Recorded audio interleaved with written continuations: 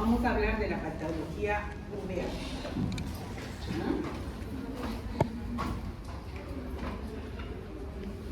Antes de hablar de la uveitis, que es el tema de hoy, vamos a hablar del tracto uveal, solamente para que recuerden. El tracto uveal es una capa vascular pigmentada situada entre la retina y acá. Ay, no.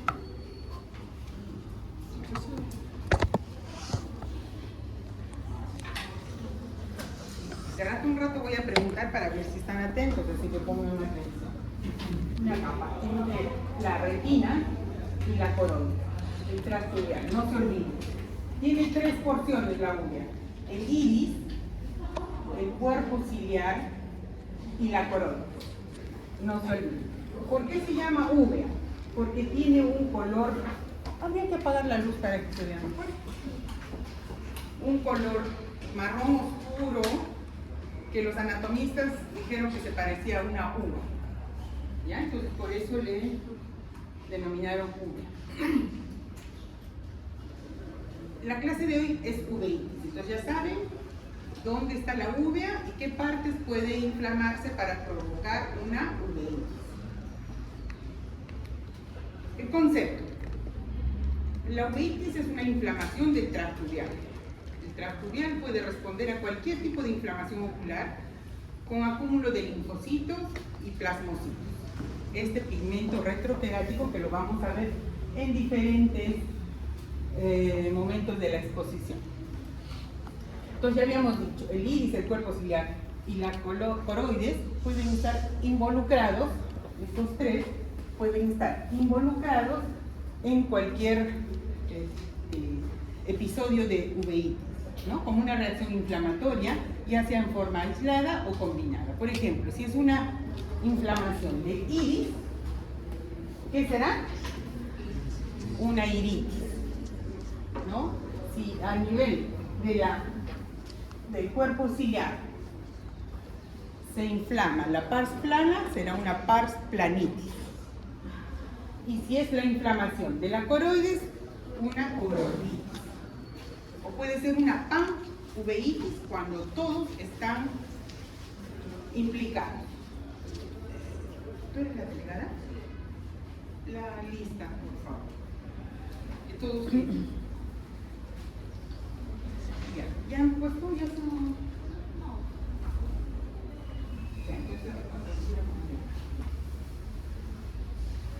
Datos epidemiológicos. Mayormente es autoinmune. ¿Ya? Se presenta más o menos entre los 20 y 44 años de edad. O sea, ustedes podrían estar ahí en esa frecuencia. 10 a 35% de las causas que producen ceguera y baja visión. ¿Qué quiere decir baja visión?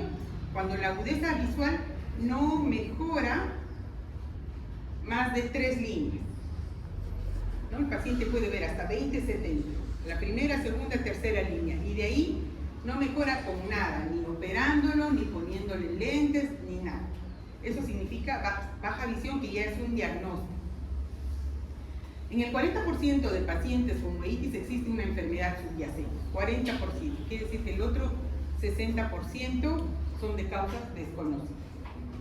Entonces, las enfermedades subyacentes más frecuentes pueden ser las reumatológicas y las infecciosas. La clasificación de la uveitis. Es importante que pongan atención aquí, porque cuando se hable de una uveitis anterior o posterior o intermedia, entonces ustedes automáticamente van a esta imagen. Cuando es una uveitis anterior, quiere decir que está comprometido el iris y cámara anterior. Entonces, por eso se llama uveitis anterior, está en cámara anterior. Una uveitis intermedia, que puede estar a nivel del cuerpo ciliar, ¿no? Y una uveitis posterior, una coroiditis. O sea, los síntomas o los signos que vamos a encontrar del cristalino para atrás, posterior. Y puede haber una panuveitis, como se produce, por ejemplo, en la endoftalmitis. Es un problema infeccioso que compromete desde el iris hasta la parte posterior. Entonces, ese es lo peor que puede ocurrir en oftalmología, porque si no se trata a tiempo, se pierde el ojo. La clasificación anatómica, de acuerdo a la patología. Por ejemplo, alguna uveitis anterior se da en una citritis heterocrómica de Fuchs. Entonces, si ustedes ven acá, es un iris que ha perdido el pigmento y tiene otra coloración. Puede aparecer medio verdoso cuando uno lo evalúa. En la uveitis intermedia, ya habíamos dicho, es una paz-planitis, y podemos ver al fondo de ojo, cuando vemos con el oftalmoscopio indirecto, estos bancos de nieve, o se llama snow banks, que son exudados que se producen en la parte periférica del fondo de ojo. Hay que verlo con un oftalmoscopio indirecto. Y una uveitis posterior, por ejemplo, este tipo manchas que se ve a nivel del polo posterior, en una epitelopatía placoide multifocal aguda. Y otra que es frecuente, al menos se presenta en esta época, es el síndrome de Bokko-Yanagi-Arada. Es una uveitis difusa. ¿Cuál es la característica de este Bokko-Yanagi-Arada? Que puede provocar o producir desprendimiento de retina bilateral. Bilateral, o sea, se desprende las dos retinas por el proceso inflamatorio. Entonces, en este caso sería conveniente operar. A ver. Pensar.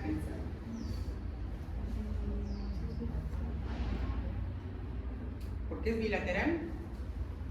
¿Por qué? Digan nomás, digan. Tienen derecho a equivocarse ahora. A ver, ¿a alguien se le ocurre? ¿Se debe o no se debe operar? ¿Quién dice que se debe operar? ¿Quién dice que no? Nadie, no opinan.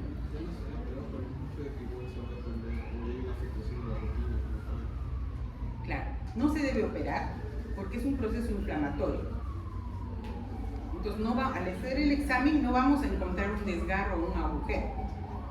Se opera cuando hay un desgarro.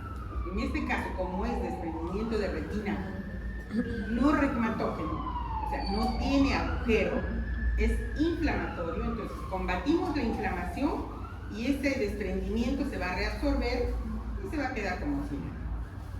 Entonces, ojo en esos casos, ¿ya? Clasificación etiológica.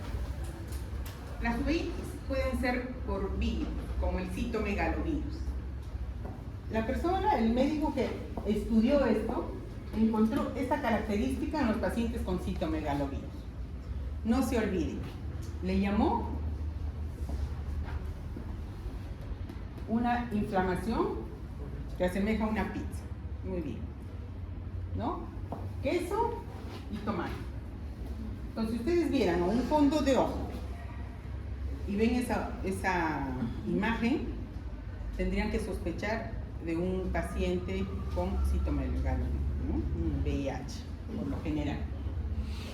Entonces hay que ir por este lado.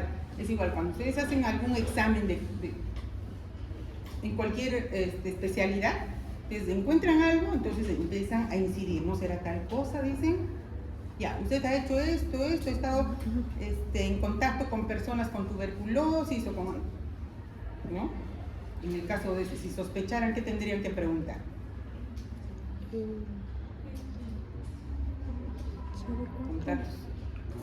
Contactos sexuales, ¿no? A veces tienen muchos contactos sexuales y pueden contagiarse. Entonces, la uveitis por bacterias, en el caso de la sífilis también, no la tengo ahí, y las uveitis por hongos como la candidiasis.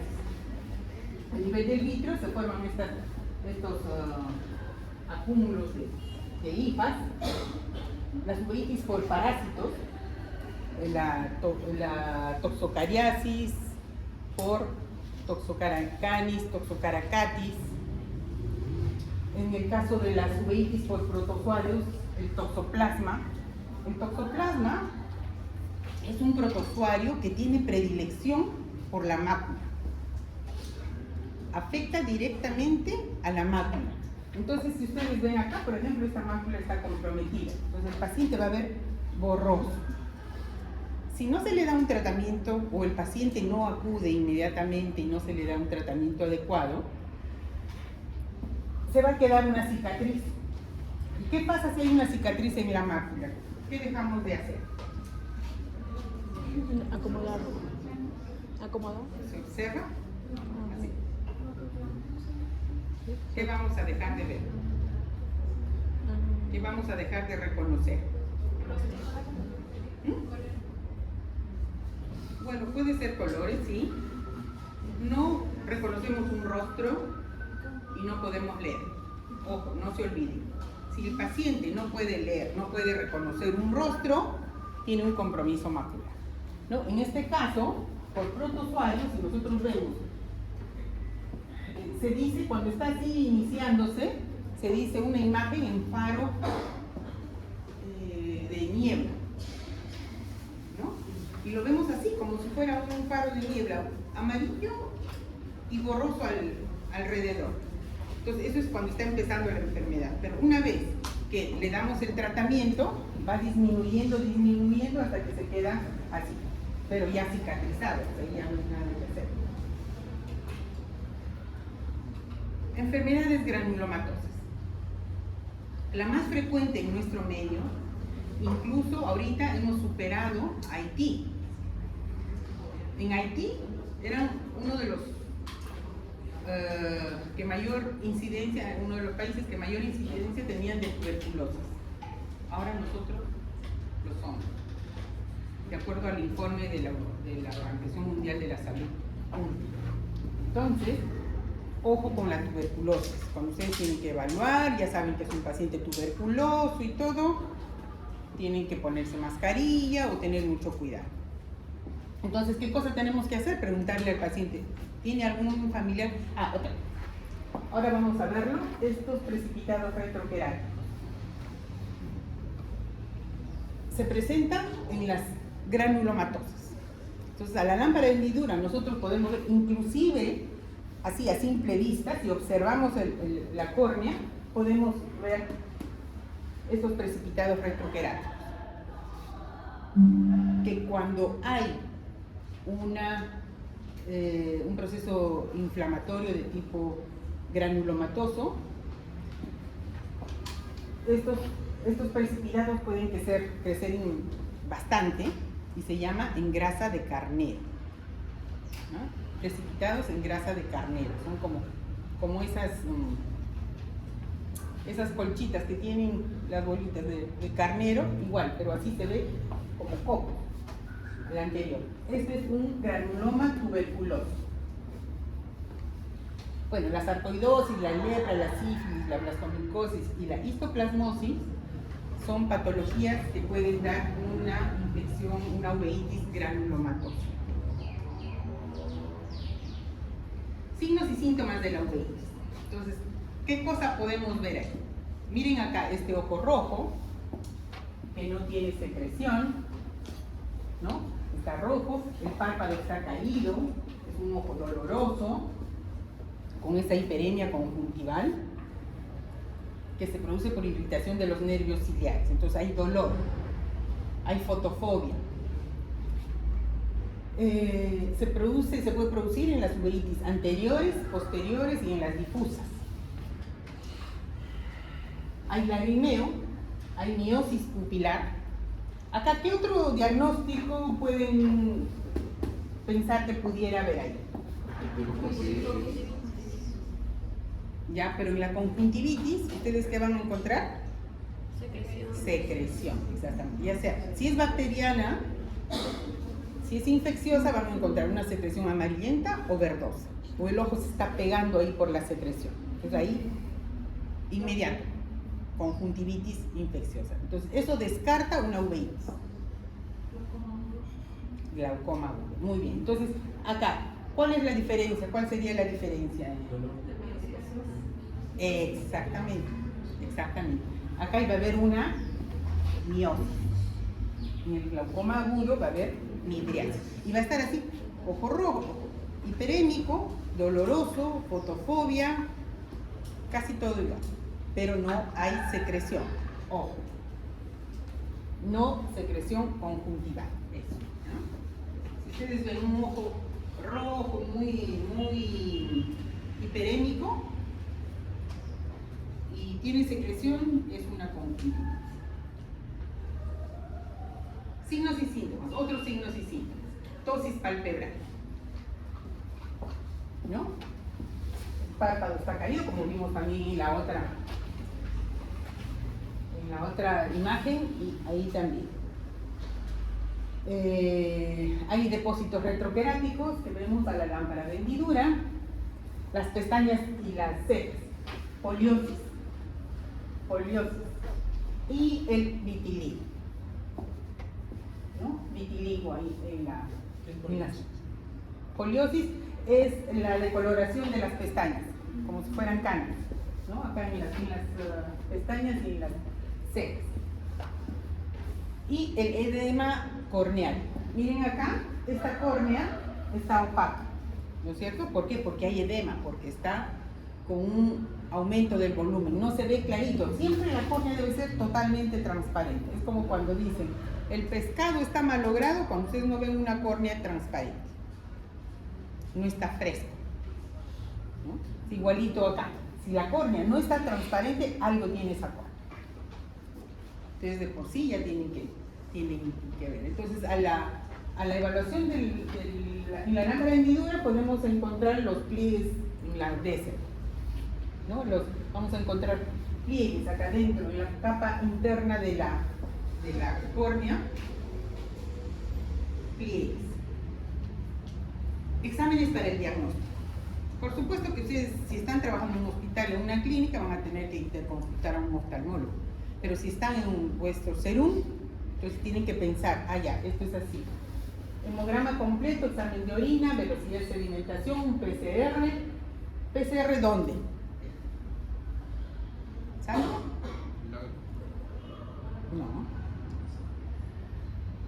No.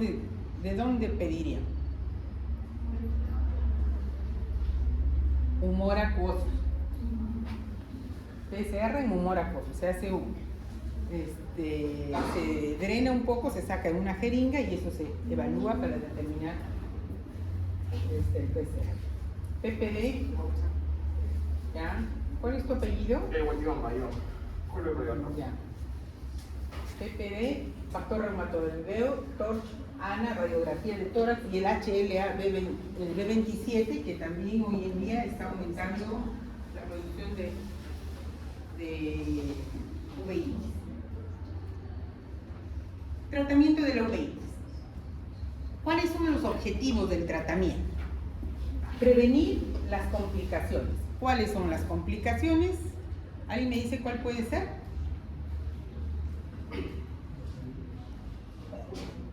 Sí, podría ser un endotalín, pero ya en último caso, cuando nadie le ha dado importancia y el paciente se ha quedado ahí meses con dolor y con todo, ¿no?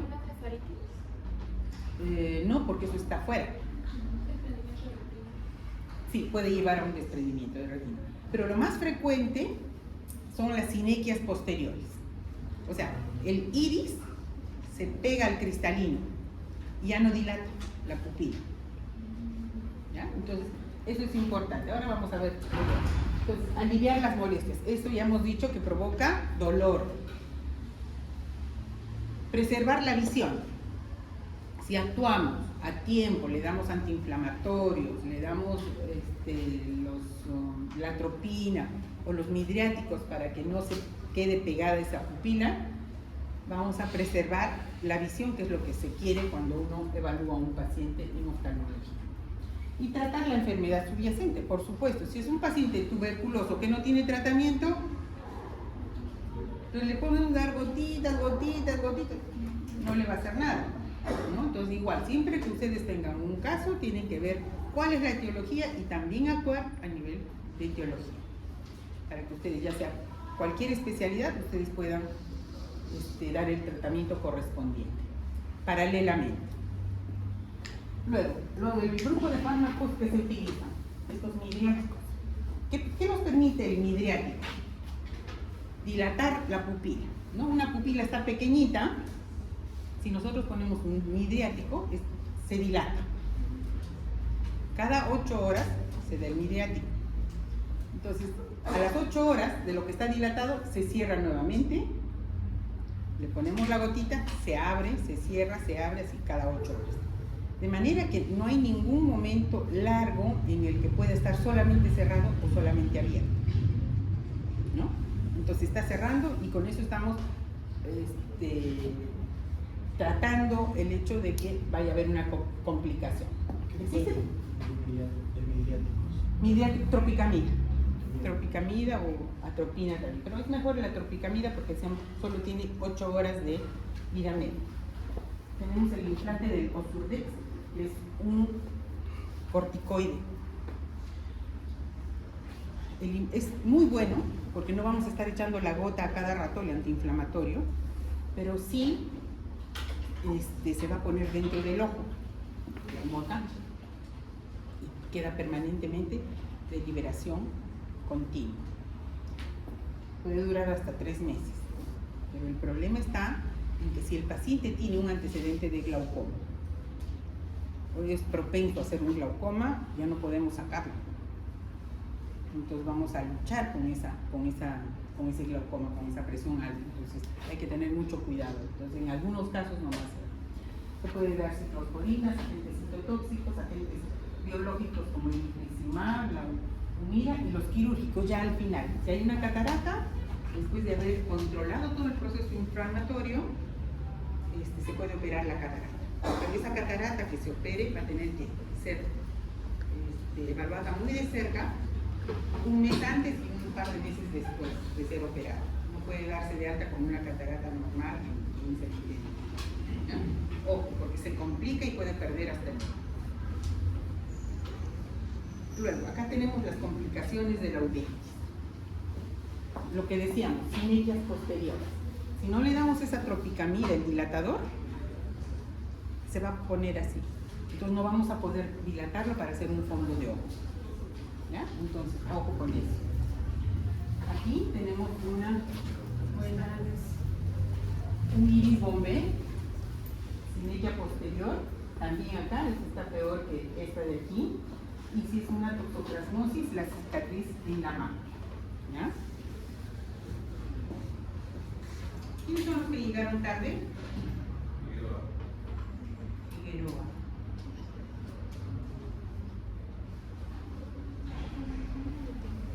¿Y más? ¿Quién entró? Chicos. A ver.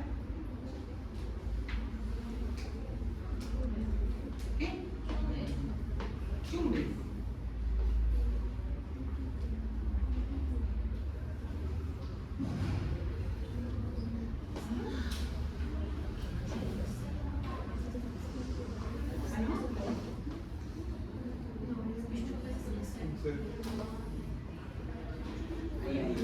¿Quién más entró?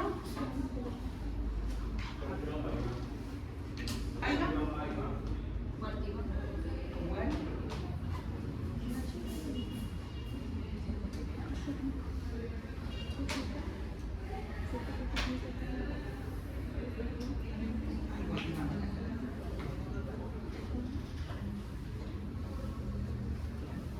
Entonces, esas cicatrices, esto es lo que hay que evitar.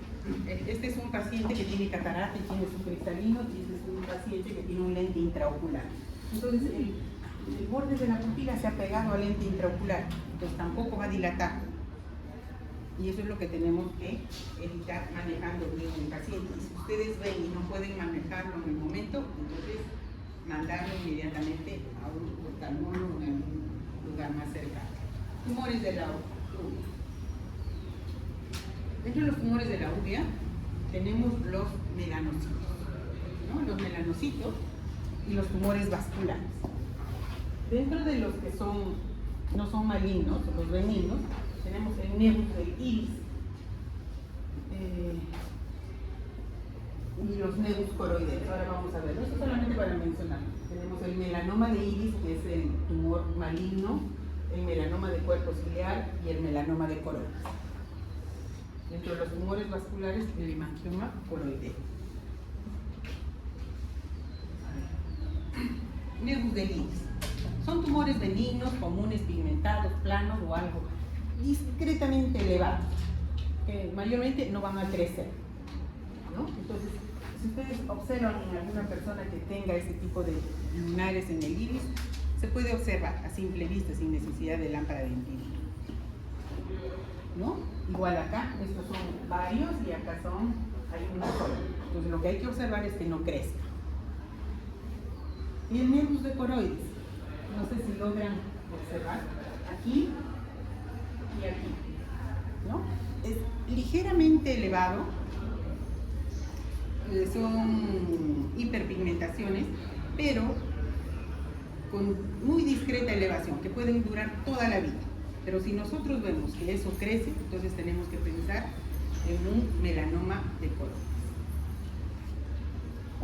En los nervios coroideos, acá, tumores coroideos pigmentados o amelanóticos, también pueden ser amelanóticos, plano o algo elevado entre 1.5 y 5 milímetros de base y 2 milímetros de espesor. El 10% de la población general lo tiene. O sea, no necesariamente se va a malinizar. Y los melanomas. Miren cómo este tumor va creciendo de a poco. Si le controlamos después, primero hay que sospechar, ¿no? Entonces se le hace un control. Si crece en el lapso de mes y medio, 2 meses, entonces inmediatamente para toda su evaluación en oncología. Se produce entre los 50 y 60 años de vida. Puede ser amelanótico, miren acá, el color no es marrón como esto, sino amelanótico, no tiene pigmento, no tiene melanina. Y es de crecimiento progresivo.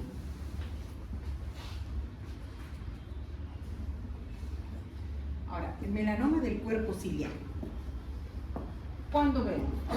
Este melanoma del cuerpo ciliar es más frecuente que los melanomas de iris. ¿Y cómo se ven? O solamente se ven con la dilatación, una buena dilatación para hacer el fondo de ojo. Y cuando uno evalúa, puede ver cómo el tumor va empujando el cristalino, ¿no? Acá, por ejemplo, está empujando. ¿Qué puede pasar con ese cristalino? Si eso va creciendo. Glaucoma. ¿Cómo? Glaucoma también. Cierra el ángulo, ¿no? Cierra el ángulo y provoca glaucoma. ¿Qué más? El cristalino está acá y esto está empujando. Proptosis, no. Luxación del cristalino, ¿no es cierto? Porque el cristalino está acá y el tumor está empujando. Entonces va creciendo más y las fibras que sostienen el cristalino las va a romper hasta que se cae. Se puede caer, ¿no? Y quedarse colgado en la parte posterior. No se visualiza si es que el paciente no está con la pupila bien dilatada. Erosiona por la raíz del iris hacia cámara anterior, puede producir catarata, cierre del ángulo con una presión alta, ¿no? O sea, un glaucoma. Y en el melanoma de coroides, es más frecuente en el adulto, por supuesto, hay la propensión a la metástasis letal. Hay desprendimiento de retina secundario no regmatógeno. ¿No? ¿Por qué se dice no regmatógeno? ¿Qué es regma?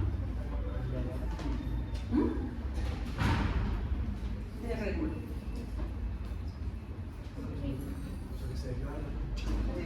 Agujero. Un regma es un agujero, ¿cierto? En caso de desprendimiento de retina regmatógeno quiere decir que es un desprendimiento que tiene desgarro. Esos entran directamente a operarse. ¿Ya? Regma. Entonces, acá dice desprendimiento de retina secundario no regmatógeno. O sea, el proceso inflamatorio va a llevar, miren acá, cómo el tumor está creciendo y ven esta parte, halo blanquecino, es que se está desprendiendo. Está creciendo el tumor y está desprendiendo la retina de la periferia de la lesión.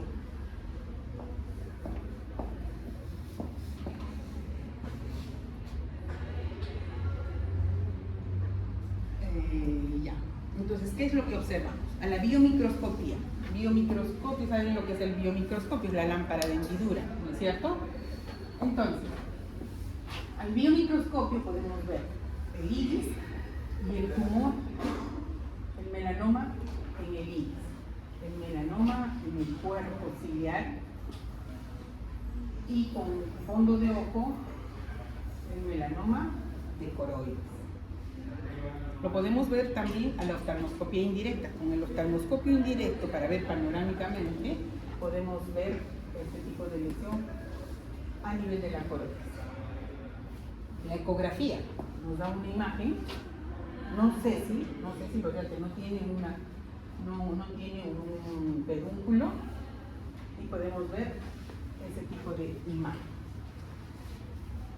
A la gonioscopía, con el lente de 3 espejos, podemos ver el ángulo, que ahí también pueden haber tumoraciones pequeñitas que van empezando a crecer si uno los evalúa a tiempo. Una fotografía del fondo de ojo para determinar después de un tiempo cómo ha crecido, ¿no? Si es que uno sospecha. Y la tomografía de coherencia óptica y la angiofluoresceinografía. ¿Qué vamos a encontrar? Una hiperfluorescencia progresiva solamente en la lesión, ¿no? Miren cómo todo el ojo está normal y solamente va a haber esa hiperfluorescencia en la zona de la lesión. Entonces ahí, ya, ojo, sospechar. En los hallazgos oculares, nosotros en medicina somos bastante observadores, vemos qué cosa puede estar andando mal, siempre vemos algo en la cara de nuestros padres, hermanos, ves todos los días, no, esto te está creciendo ahí, ¿no? A ver qué está pasando. Entonces, a simple vista podemos ver ese vaso centinela.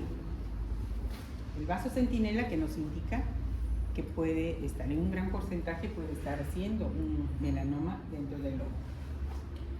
Subluxación del cristalino, ya hemos dicho. Miren cómo este tumor va empujando el cristalino y al final lo va a romper y se va a subluxar ese cristalino y va a quedar colgando dentro de la cámara posterior. Puede haber hemorragia vítrea, puede haber disminución de la agudeza visual. ¿Por qué? Porque puede haber hemorragia vítrea, entonces toda la imagen se va a perder y no vamos a poder ver, entonces va a disminuir la agudeza visual.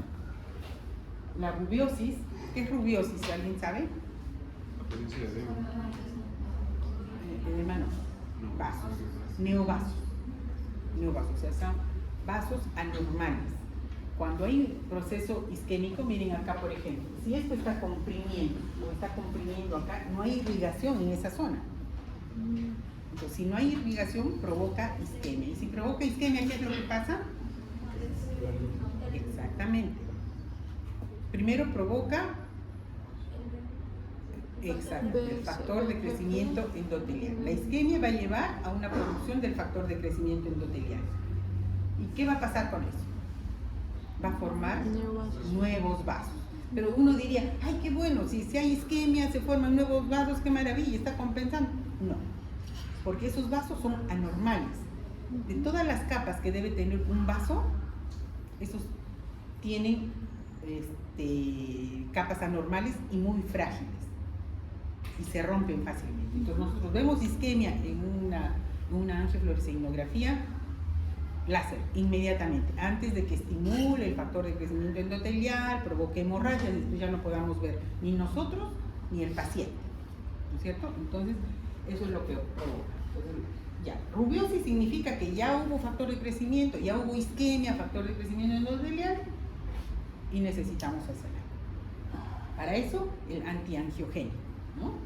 Y la pigmentación de color naranja en aquellos casos en que no hay mucha melanina y puede ser este tipo de lesión que uno ve en la al fondo de ojo o en la angiografía.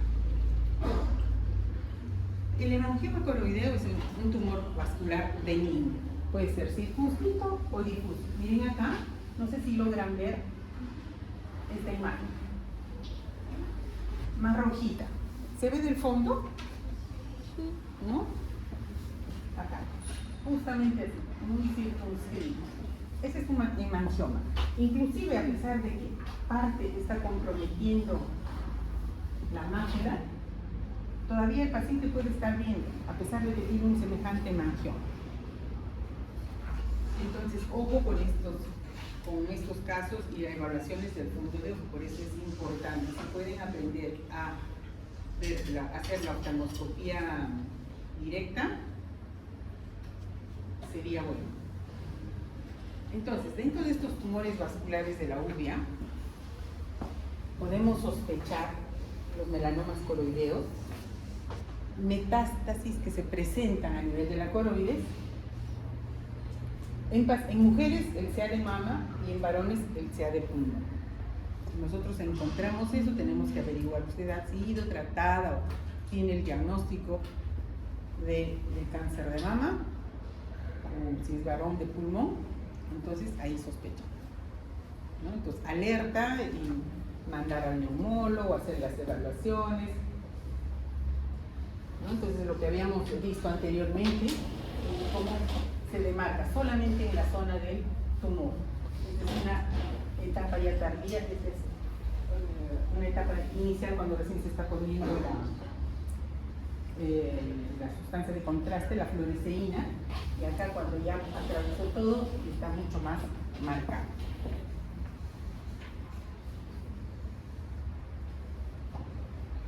Y para observar los melanomas uveales, ¿qué hemos dicho que es esto?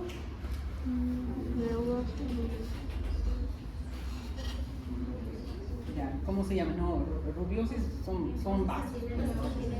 Vaso centinela, ¿no? El vaso centinela que puede observarse así a simple vista.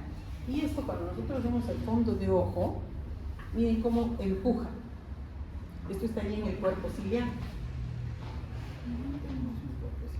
Esto estaría en el cuerpo ciliar. Entonces nosotros vemos al fondo y vemos esta imagen dependiendo a qué altura esté. Igual aquí, cuánto ha crecido y está provocando más desprendimiento de retina, que es todo esto. Y también este otro, son diferentes casos para esa evaluación del fondo de ojo. Entonces lo primero, evaluar, ver, observar y descartar. ¿Ya? ¿Alguna pregunta?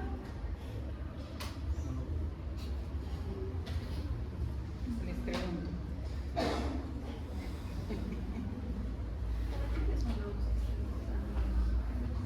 ¿Perdón? Los más, ahorita se está utilizando el bevacizumab, que es el más barato, el ranibizumab.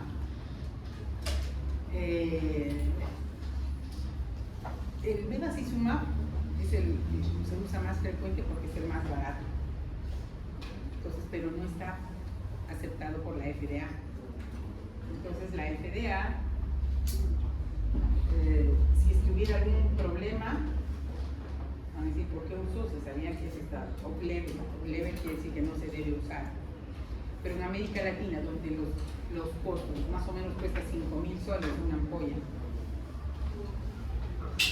son 3 mínimo, máximo pueden ser 20, cuando hay una degeneración macular relacionada a la, por ejemplo.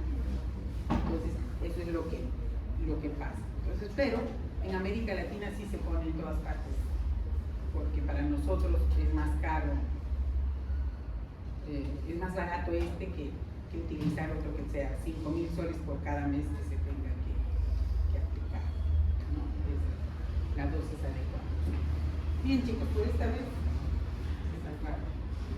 Ya el doctor está ahí a cerrar. ¿Qué hora es? 49, ¿no? Sí. Entonces ya nos estamos viendo, cualquier cosa, ya el doctor avisará para el examen. Ya nos vemos. ¿Ya? Ahí está.